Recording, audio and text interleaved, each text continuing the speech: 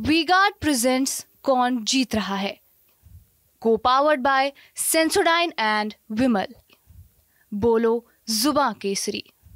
तो आप समझ लीजिए कि इस घंटा घर टावर जो कि किले का पहचान है, कहा यह जाता है कि ये मुंगेर शहर का पहचान है। रामचंद्र को मैंने पैदा किया है, मुंगेर ने पैदा किया है रामचंद्र को। इससे पता चलता है कि किले को लेकर के सरकार किस तरीके से संजीदा है। और वो जो है सो यहीं आके पुत्रेष्टि यज्ञ करवाए। अच्छा, तो मतलब जो पुत्रेष्टि यज्ञ के बाद ही राम जी का जन्म मुंगेर में हुआ। लेकिन मरते मरते श्राप दे के गए थे, जाओ यहाँ न आलिम होगा न जालिम होगा, वही चीज देख रहे हैं। उनका श्राप जो है मुंगेर को लगा हुआ है। पहले शैव धर्म था, बाद में जो है सो ये सनातन आया तो शैव धर्म को दाब दिया।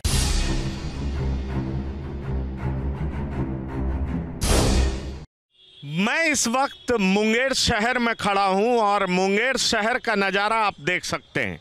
और इस शहर का नज़ारा मैं उस किले से दिखा रहा हूं जिस किले से मुंगेर शहर की पहचान है।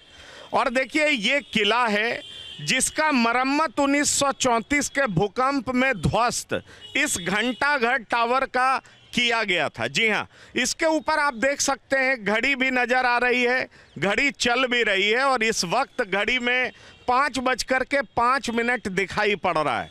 तो आप समझ लीजिए कि इस घंटाघर टावर जो कि किले का पहचान है, कहा यह जाता है कि ये मुंगेर शहर का पहचान है। लेकिन अफसोसनाक बात यह है कि जब आप इसके ऊपर चढ़ेंगे तो आप देखेंगे कि ये जिस जर्जर हालत में है, इससे पता चलता है कि किले को लेकर के सरकार किस तरीके से संजीदा है। यहाँ पर जिस तरीके की स्थिति हमें दिखाई पड़ रही है, उससे साफ मालूम पड़ता है कि इसके रख रखाव को लेकर के शहर का प्रशासन हो या आप कह लीजिए कि पुरातत्व विभाग हो, वो कोई भी इसकी सुध लेता हुआ दिखाई नहीं पड़ रहा है। आप देखेंगे तो तमाम तरह की गंदगियां आपको यहाँ पर नज़र आएंगी, जिससे साफ प्रतीत होता है कि किस तरीके से इस किले को रखा गया है। सवाल ये उठता है कि जिस शहर का पहचान जिस किले से होता हो और अगर उसका रख रखाव इस तरीके से होता होगा तो निश्चित तौर पर यह चिंता की वजह तो है ही। फिलहाल TV9 की चुनावी यात्रा मुंगेर पहुंची है और मुंगेर पहुंचने के बाद हमने लोगों से बात भी की है और इस दरमियान में हमें कई लोग ऐसे मिले जो कि बताए कि किले के भीतर तमाम तरह के सरकारी ऑफिसेज बनाए गए हैं और उस सरकारी ऑफिसेज में आप ये देखेंगे कि चाहे DM आवास हो, चाहे IG आवास हो, चाहे SP आवास हो, चाहे कारावास हो, तमाम तरह के सरकारी जगह कारावास तक यहाँ इस किले के भीतर ही बनाया गया है। लेकिन जो एंट्री पॉइंट है उसकी जर्जर हालत हमने आपको दिखाया कि किस तरीके से इसकी जर्जर हालत है। अब यहाँ के एक सज्जन हैं अवधेश जी, जिनसे हम बात करना चाहेंगे कि इस किले के पौराणिक इतिहास के बारे में वो हमें बताएंगे, क्योंकि इस किले से पूरा शहर दिखता है और कहा जाए तो इसके 4 द्वार हैं और 4 द्वार में जो पिछला तरफ है पश्चिम तरफ, उधर से गंगा बहती है। अवधेश जी, थोड़ा इस किले के पौराणिक इतिहास के बारे में बताइए कि ये किला का निर्माण कब हुआ था? देखिए, निर्माण के बारे में हिस्ट्री को अगर यदि देखिएगा तो ये किला जो है बंगला पंचांग में जरासंधेर दुर्ग कह के इसको कहा गया है। इट मीन्स कि ये जरासंध के टाइम का ये किला है। बाद में सामंत लोग आते गए, अपना डेवलप करते गए। लेटर ऑन जो ज्ञात इतिहास है, हाल फिलहाल का इतिहास है, वो है मीर कासिम का। मीर कासिम इसमें रहते थे, उनका अपना फौज रहता था। जो अभी जेल है वो बागी सिपाही या जो पागल हो जाता था उसके लिए वो पगला गारत कहलाता था। वहाँ पर 2 हाथी था गेट पर, जहाँ मीर कासिम का निवास था। और मीर कासिम के निवास के आगे में जो गेट है वो दिल्ली यहाँ से उखाड़ के लेके चले गए। और भी बहुत सारी चीज़ें जो है सो पुरातात्विक दृष्टिकोण से जो था जिसके तिसके हाथ में लगा और वो चला गया। रख रखाव नहीं है, गंदगी देख रहे हैं, भीतर घुसने का मन नहीं करता। इसको सार्वजनिक शौचालय बना दिया है। अच्छा, तो इससे बुरा बात और क्या हो सकता है? ये बताइए कि इसमें कितने द्वार हैं, अभी इसका रख रखाव किसके जिम्मे है, ये तमाम तरह की बातें कौन कौन करता है, क्योंकि जो किले की स्थिति हम देख पा रहे हैं, शहर की पहचान इस किले से हो लेकिन रख रखाव इस बुरे तरीके से हो। देखिए, ये पुरातत्व विभाग के अंदर का चीज़ है, ठीक। इसका एक ईंटा भी उखाड़ेगा कोई तो वो पुरातत्व विभाग के डायरेक्शन में उखड़ेगा, उसके मानदंड के मुताबिक उखड़ेगा और जुटेगा। लेकिन प्रैक्टिकल में क्या हो रहा है, दीवार टूटता है, बनवा दिया, प्लास्टर कर दिया, वो चीज़ नहीं है। पुरातत्व विभाग का एक अपना मानदंड है। अगर यदि पतला वाला ईंटा है तो उस तरह का ईंटा वो खोज के वहाँ पर लगाएगा, उसके ओरिजिनलिटी को, उसके वर्जिनिटी को नुकसान नहीं पहुँचे। लेकिन इसके सामने हम लिखा हुआ देख रहे हैं कि 1934 में ध्वस्त हुआ था, फिर पुनर्निर्माण हुआ। तो जरा आप ये बताइए कि इस किले से किन किन राजाओं का संबंध रहा है और साथ ही साथ इसका जीर्णोद्धार कब कब हुआ है? जीर्णोद्धार एक बार वही 75 में जो हुआ है, उसके बाद थोड़ा मोड़ा रिपेयरिंग, बहुत हल्ला गुल्ला करने पर चूना वूना पोत दिया, ये वो, बस उतना ही तक। उसके बाद उद्धार नहीं हुआ है। कुलदीप नारायण के टाइम में ये घड़ी को दुरुस्त कराया गया था, जब डीएम थे वो अपना एफर्ट किए थे और घड़ी को दुरुस्त करवाए थे। आज घड़ी चल रहा है। बीच में ये आपके इनके पहले जो डीएम थे नवीन बाबू, घड़ी ख़राब हो गया था तो उनके प्रयास से ये इसको ठीक किया गया था।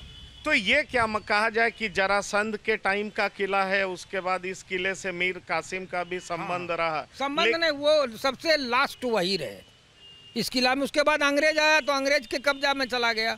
अंग्रेज जो है सो अपना ऑफिस खोला, कोर्ट कचहरी लगाया। यहाँ जीवंत किला में एक मुंगेर का किला भी कहा जाता है, क्योंकि इसके भीतर लाइफ है, सारा ऑफिस यही है। ये जीवंत किला क्यों कहते हैं, क्यों आपने जीवंत किला? ये लाइफ है इसमें। और सब जगह किला जाते हैं तो ऐसे किला बना हुआ है, कोई है नहीं, लेकिन इसमें पीपुल रह रहे हैं। लेकिन इसको अंग प्रदेश भी कहा जाता है, इससे कर्ण का नाम भी जोड़ा जाता है, इसकी क्या सच्चाई है? मुंगेर में महाभारत कालीन कर्ण का कोई वजूद नहीं है, कोई स्थान नहीं है, कोई प्रमाण नहीं है। प्रमाण अगर दी शास्त्रीय प्रमाण है, जिनको शास्त्रार्थ करना हो हमारे पास में आए, हम लाइब्रेरी में उनको खोल के दिखा देंगे। ये कर्ण बुद्धकालीन कर्ण है, उसकी चर्चा है, जिसको कि पाली में सोनो कोडिविशे थेरे उनका नाम था, हिंदी में कॉलोकियल लैंग्वेज में सोनो कर्ण, और तीसरा जो शुद्ध हिंदी में नाम था उस जमाने का नाम था श्रुत विशांति कोटि कर्ण।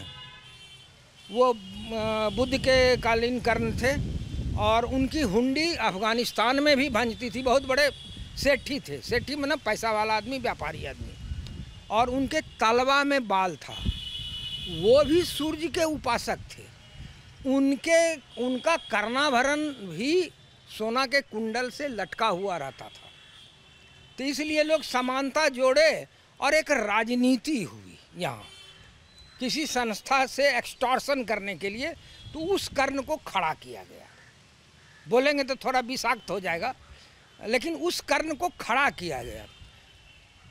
जो आपका चंपा नाला जो भागलपुर और मुंगेर का जो है बीच में, वो एक विभाजक रेखा है मगध और अंग प्रदेश का।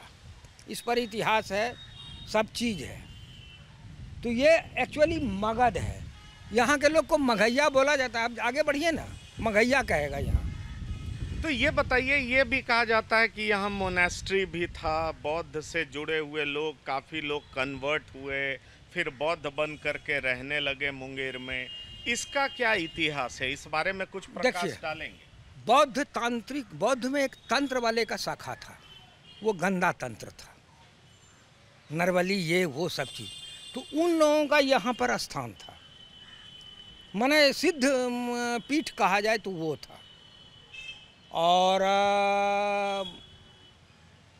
डॉक्यूमेंटेशन तो नहीं है, लेकिन पीर नफा साहब, जो पीर का मज़ार है बगल में, वो मारे गए थे। एक गोविंद सिंह नाम का एक सिपाही था, वो अपने राजा के लिए एक वीडो क्या एक लड़का को ले जा रहा था नरबली के लिए, ये चैलेंज किए और उससे लड़ाई में वो गोविंद सिंह घायल हो गया था। बाद में उसने ही छिप करके पीर नफा साहब को जिस समय नमाज पढ़ रहे थे उसी समय मारा।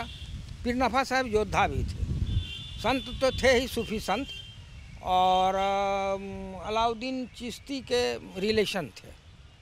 वो सूफी धर्म को फैलाने के लिए चारों तरफ वो अपने अपने रिलेशन को भेजे थे, तो उसमें वही थे। बाद में जो है सो उनका डेथ हो गया, वो छिप के मार दिया उनको। लेकिन मरते मरते श्राप दे के गए थे, जाओ यहाँ ना आलिम होगा ना जालिम होगा, वही चीज़ देख रहे हैं। उनका श्राप जो है मुंगेर को लगा हुआ है।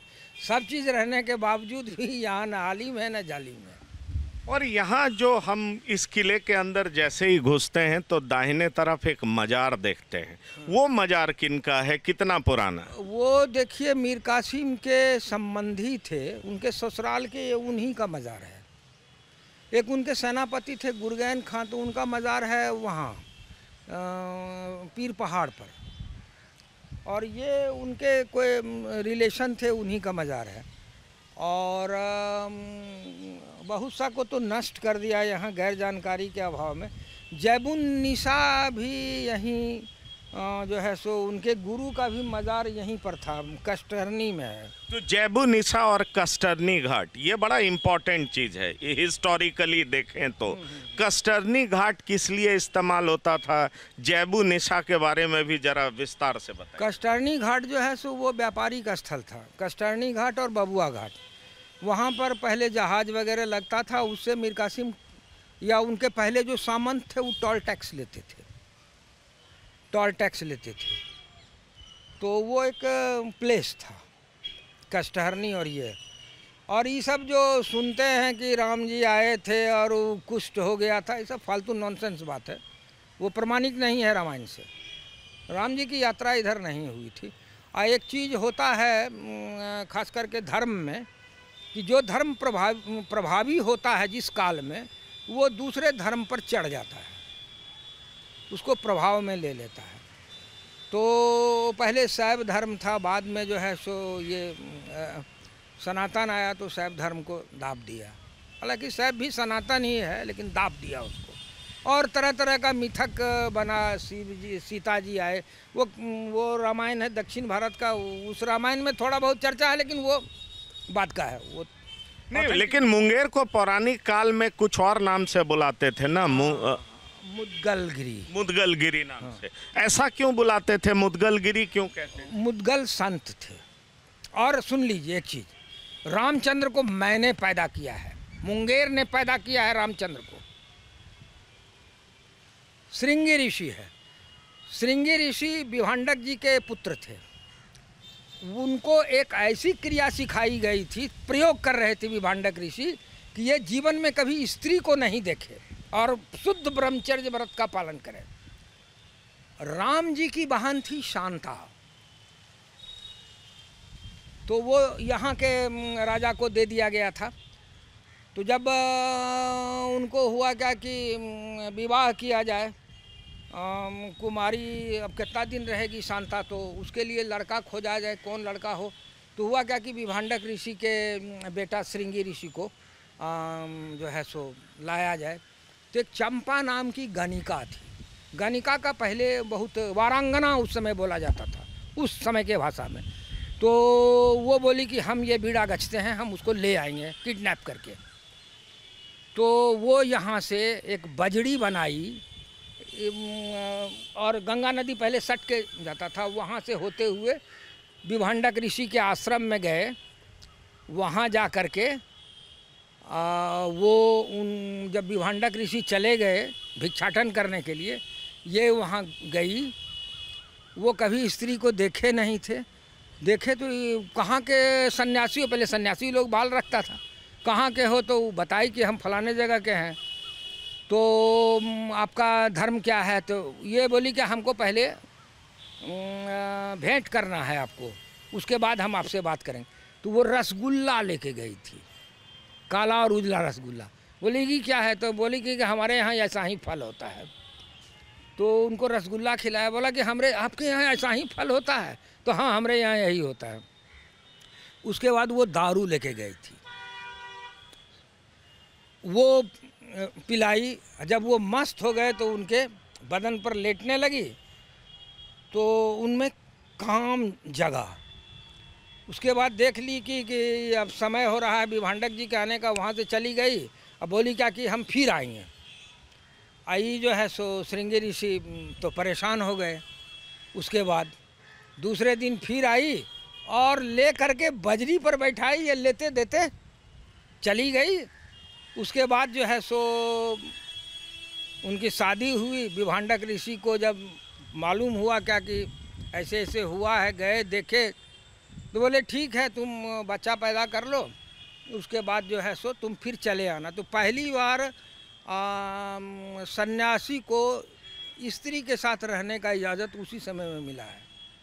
तो वो कौन बच्चे के रूप में कौन पैदा हुए थे, क्योंकि यहाँ पर श्रृंगी ऋषि भी बहुत चर्चित जगह। देखिए हमको एग्जैक्ट याद नहीं है उनका लड़का कौन हुआ था, इतिहास खोजने तो पर। क्या राम उसी वंश के थे? नहीं, राम जी के बारे में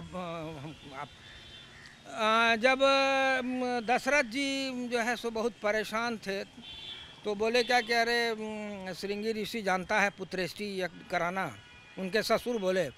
और वो जो है सो यहीं आके पुत्रेष्टि यज्ञ करवाए। अच्छा, तो मतलब जो पुत्रेष्टि यज्ञ के बाद ही राम जी का जन्म मुंगेर में हुआ है। मुंगेर में हुआ है, मुंगेर जिले में जो श्रृंगी ऋषि है। हाँ, यहीं हुआ। ठीक है, तो चलिए, तो ये आपने पूरा इतिहास बता दिया कि किस, बहुत संक्षेप में आपने बताया। आप अपना पूरा नाम बता दीजिए। हमारा नाम अवधेश कुमार है, पेशे से हम वकील हैं, पत्रकार हैं और स्पोर्ट्समैन भी है। चलिए, तो ये थे अवधेश कुमार जी, जिन्होंने पूरे तरीके से बताया कि इस किले का इतिहास क्या है और साथ ही साथ मुंगेर का इतिहास भी बताया।